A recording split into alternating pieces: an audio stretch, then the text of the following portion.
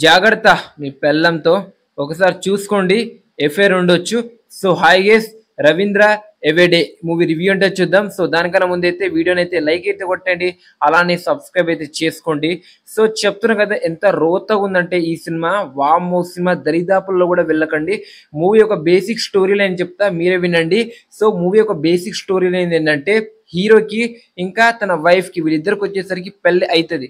అయిన తర్వాత వీళ్ళిద్దరు వచ్చేసరికి చాలా హ్యాపీగానే ఉంటారు. కానీ మన హీరోకి తనకు వచ్చేసరికి అనుమానం వస్తుంది. అదేంటంటే తన వైఫ్ వేరే వాళ్ళతో ఏమైనా ఎఫర్ అంటే అదే వేరే వాళ్ళతో ఆక్రమ సంబంధం పెట్టుకుందా అని మన హీరోకి అనేది డౌట్ వస్తుంది. సో దాని తర్వాత మన హీరో ఏం చేసిండో దాని మీదనే మూవీ యొక్క బేసిక్ స్టోరీ లైన్ అని కూర్చో. సో నేను ఇమేజ్ పెడుతున్నా, ఆ ఇమేజ్ బట్టి కూడా మూవీ యొక్క స్టోరీ లైన్ అయితే ఈజీగానైతే మనమైతే గెస్ చేయొచ్చు. సో స్టోరీ లైన్ తీసుకోవడం ప్రాబ్లం కాదు, దాన్ని ఎంగేజ్ విధంగా చూపించడం మనకి అనేది చాలా ఇంపార్టెంట్ అని చెప్పుకోవచ్చు.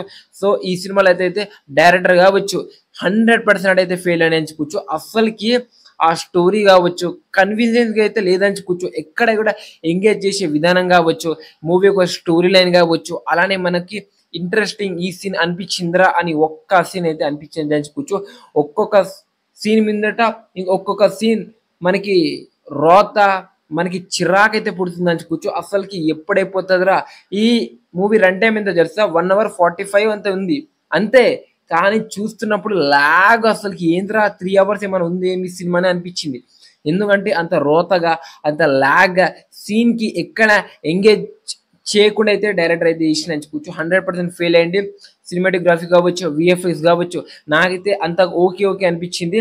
ఇంకా యాక్టర్ పర్ఫార్మెన్స్ అయితే ఓకే, వాళ్ళ ఇచ్చిన క్యారెక్టర్ వాళ్ళకి అయితే బాగానే వేసిర్రు.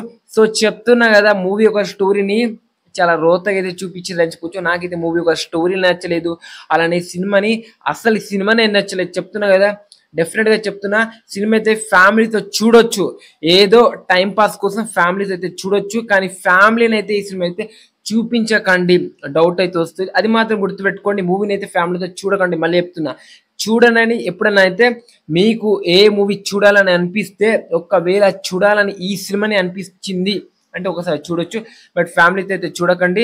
అలాంటి ఈ సీన్స్ కావచ్చు, అసలుకి ఆ బీజం కావచ్చు, నాకైతే ఏమీ నచ్చలేదు. సీన్ తర్వాత సీన్ చిరాకు అసలుకి ఎప్పుడైపోతుందిరా అని అనిపించింది. సో రోతగా అయితే ఉందని చెప్పుకోవచ్చు. మీరు రివ్యూ చూస్తేనే అర్థమైపో ఉండొచ్చు నాది. సో ఫస్ట్ నుంచి సో అసలుకి దారుణం, అసలుకి వామ్మో ఈ సినిమాని తీసిన వాడిని, ఆ డైరెక్టర్కి hats off, salute for director. So pride of movie అనుకుంటా ఇది. So that the review of this film.